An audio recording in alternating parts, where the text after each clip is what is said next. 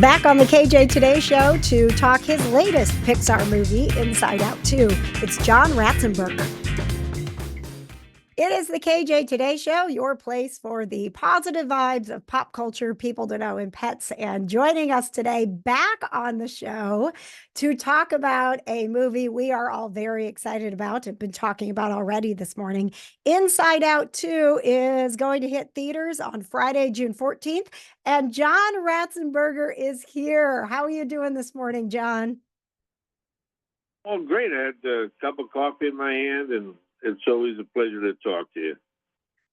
Well, listen, how does it feel for you? I mean, this long, wonderful history that you have had with Pixar to be back with them in a movie that so many people are so excited about. Well, as an actor, you're just excited about the fact that the phone rings and, you've got a job to do. And Pixar's, especially Inside Out, it's Pete Docter, who's a writer-director. The first one was based on him wondering what goes on in his daughter's mind and of that, young adolescence. And anybody who's got a daughter, raised kids, knows what I'm talking about. You just shake your head and laugh sometimes and say, where did that come from?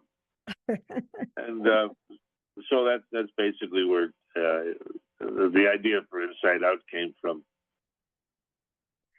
And, with the sequel now, we're getting into the teenager's mind. Certainly a lot of people are excited to see what is going on in Riley's mind at this age. Now, you, John, play Fritz, who had a big role in the first one, but not a lot of screen time. Do we get more of Fritz in Inside Out too? See, that's a good question. I don't know. I'll have to wait and see it.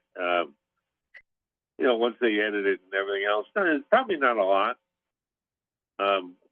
Certainly not a lead character, but play Fritz is more of like a handyman type, and which sometimes I've done actually for a living. I was a carpenter and a handyman type before I became an actor. So that's what kept me alive in England when I first went over there to visit, and I ended up. I went there to visit for a week. Ended up staying 10 years. That's where I started my career.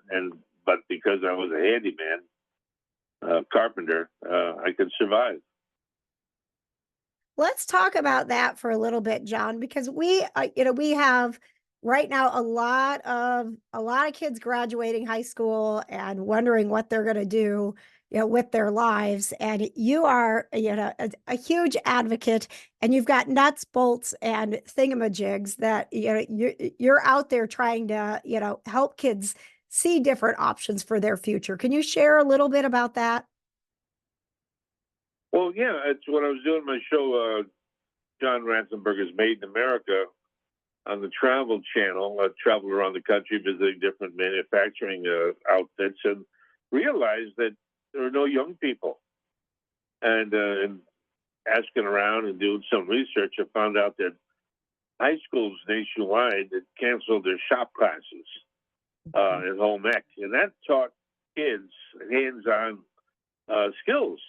And whether they went on to become an attorney or an art critic, it's not a bad idea to have those skills anyway, which is something I did. So I took shop, but I grew up in a factory town, and everybody was handy. Everybody knew what tools to use for what job.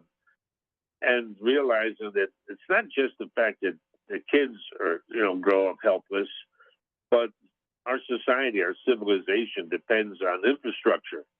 And that's the water, the electricity, the car you drive, the airplane you ride in. And someone's got to make that. Someone's got to measure things, cut things, put things together. And if we run out of those people, we're sunk. So that's really the main reason I started Nuts, Bolts, and Thingamajigs. And it's run by the Fabricators and Manufacturers Association now, and they've done a great job. So we have 300 camps nationwide, that summer camps that teach children the skills necessary for jobs in manufacturing, and it's going real well. It's because again, I went to college, I got a degree, all that stuff, but I can also build a house and everything in it, and I feel good about that. So I don't worry about getting a job. I can always grab my toolbox and go to work. John Ratzenberger is on with us, and I always like to go to a couple of fan questions for you, John. Adam said, John was the voice of my childhood, and now he's the voice of my son Jacob's childhood. How does it feel to know that your voice is carrying on for generations, John? Well, what feels good is the fact that I'm still above the grass, and and I can show up and do it. But yeah, I get a lot of fan letters saying similar things, and it's certainly is gratifying. Knowing that these kids are used to the sound of my voice. Yeah, it's obviously a good feeling. There's nothing negative there at all. All right, we're going to get a little emotional here, John. I do, our show's about positive vibes, so we always kind of throw a question out there to get people thinking about being happy. And today's question was, can you tell me a moment in your life where you were so happy that you cried? Do you have a moment that comes to mind? Wow. It has to be the birth of my daughter,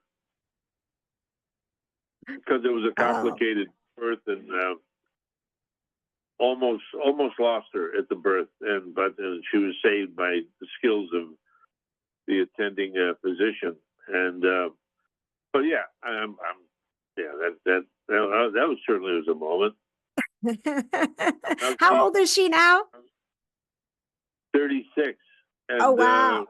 Her and her husband, they own a restaurant here in California, and she's also the dean of admissions in a private school in Southern California. Amazing. Well, John, thank you so much. I know you got a lot of interviews to do. We are excited for Inside Out 2 in theaters on Friday, June 14th, and always a pleasure to talk with you. Have a great day. Thank you. Thank you. Thanks for joining us for another celebrity interview. Of course, the KJ Today Show isn't just about talking to celebs, it's about hanging out with you. Join us live on Wednesday nights for pop culture, people to know, and pets. The KJ Today Show on YouTube. Subscribe and watch live Wednesday nights at 7.